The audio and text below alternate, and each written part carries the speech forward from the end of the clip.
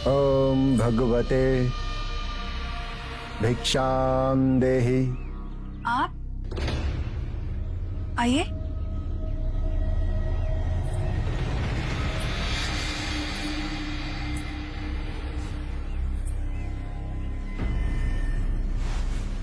आपसे इतनी शीघ्र भेंट होगी ये हमने सोचा ना था। मैं भिक्षु बन के संघ में सम्मिलित हो गया हूं मालविका। आपको संघ में प्रवेश दे दिया? इस दुनिया में दयालु लोग कभी कभी अपनी बड़ी हानि कर बैठते हैं। बहरहाल तुम पे मेरा एक ऋण है और अब समय आ गया है कि तुम अपना वो ऋण चुकाओ मालविका। आपने जो मुझ पर उपकार किया है उसे मैं कभी नहीं भूल सकती। उसका ऋण मैं अवश्य चुकाऊंगी।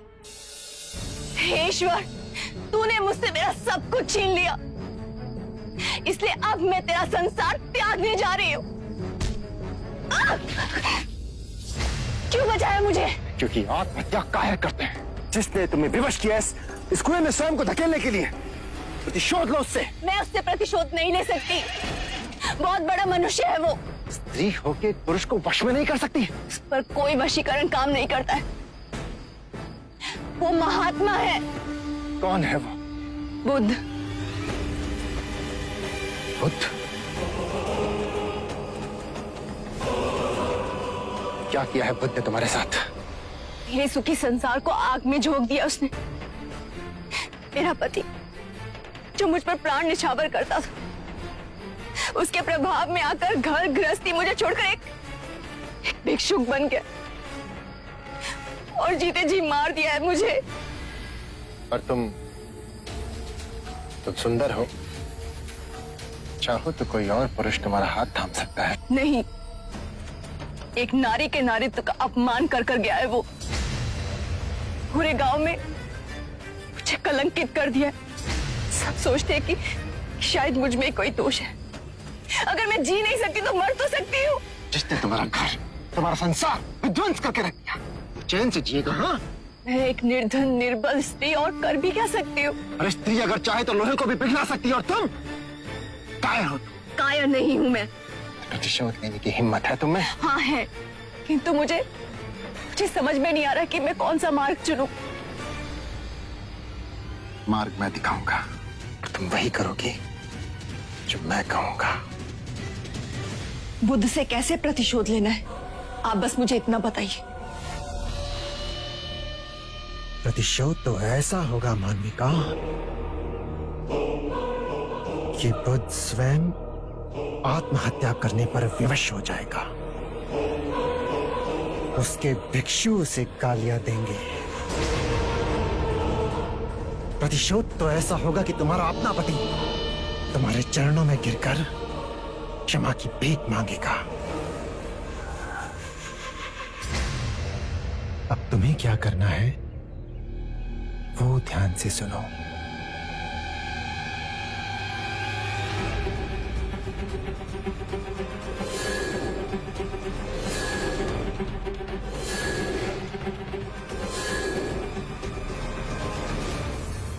स्त्रिया चरित्र के आगे तो बड़े बड़ों ने घुटने टेक दिए। अब देखना मैं क्या करती हूँ।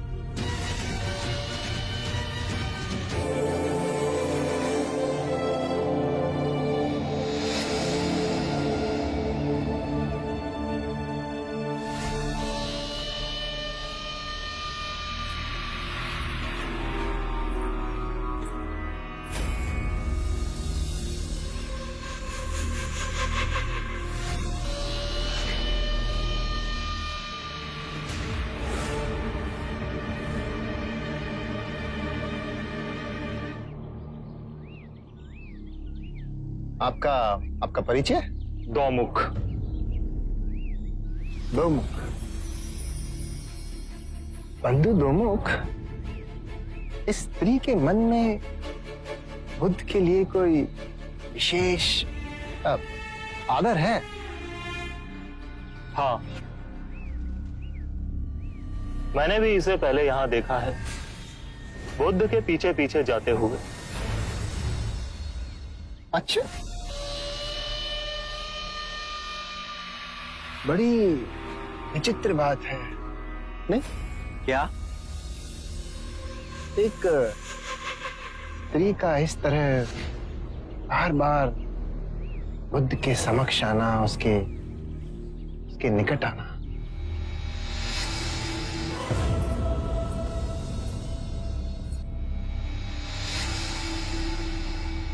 सुनिए, सुनिए, ये फूल बुद्ध को।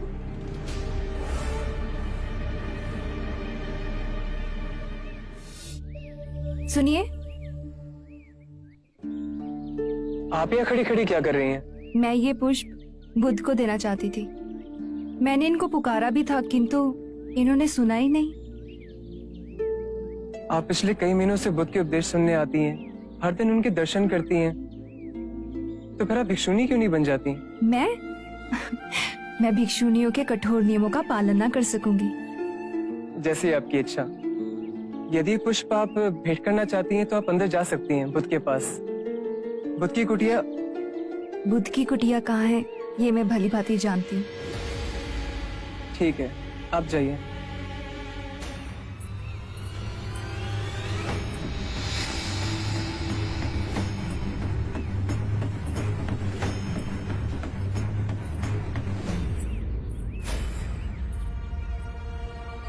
ये स्त्री बुद्ध की कुटिया की ओर क्यों जा रही है? तो इसमें आश्चर्य की क्या बात है? मैंने तो इसे कई बार बुद्ध के कुटिया की ओर जाते देखा है। हाँ। शाक्य मुनि बुद्ध की।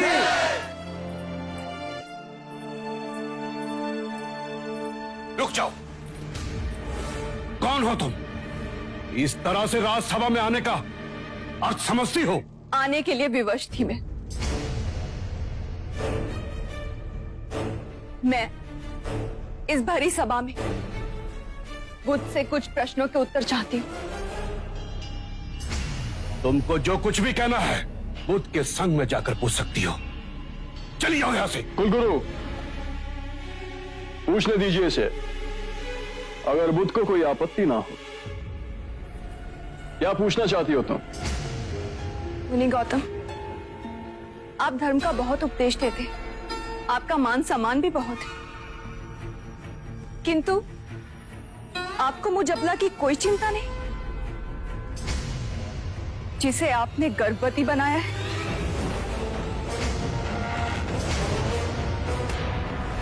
मेरे गर्भ में आपका बच्चा पल रहा है। क्या आप इसका उत्तरदायित्व नहीं लेंगे? मेरी लज्ज स्त्री, इस तरह का लांछन लगाते हुए तुझे लाज नहीं आई? जानती नहीं, बुद्ध वासनाओं से परे है। अरे बड़े बड़े ऋषि मुनि भी काम वासना के सामने घुटने टेक देते हैं। तू जानती नहीं कि तूने किस पे दोषारोपण किया है?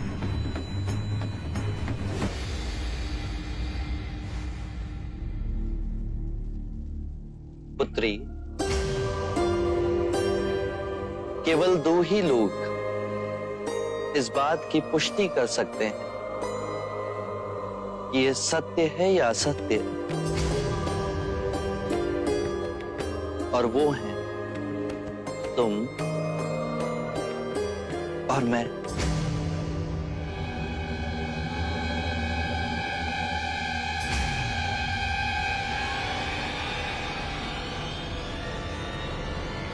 पकड़ो इसे। महाराज, यदि आपकी आज्ञा हो तो इसे पकड़वाएं, इसके मुंह से सच उगलवाएं कि किसका पाप ये बुद्ध के गले बांधना चाहती है।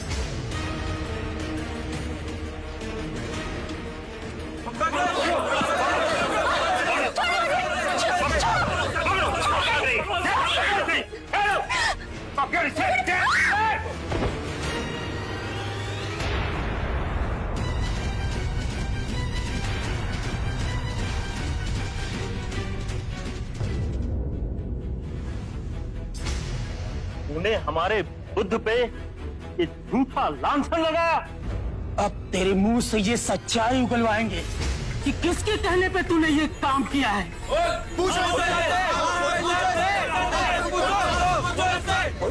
ना होगा तुझे।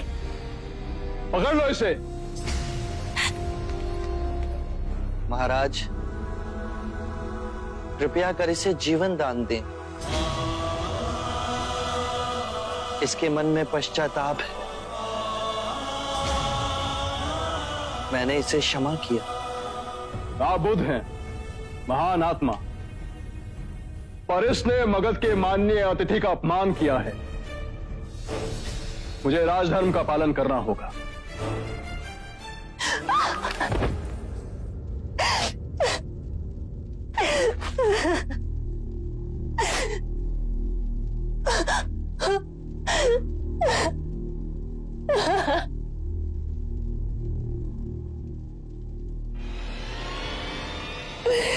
Ha ha ha.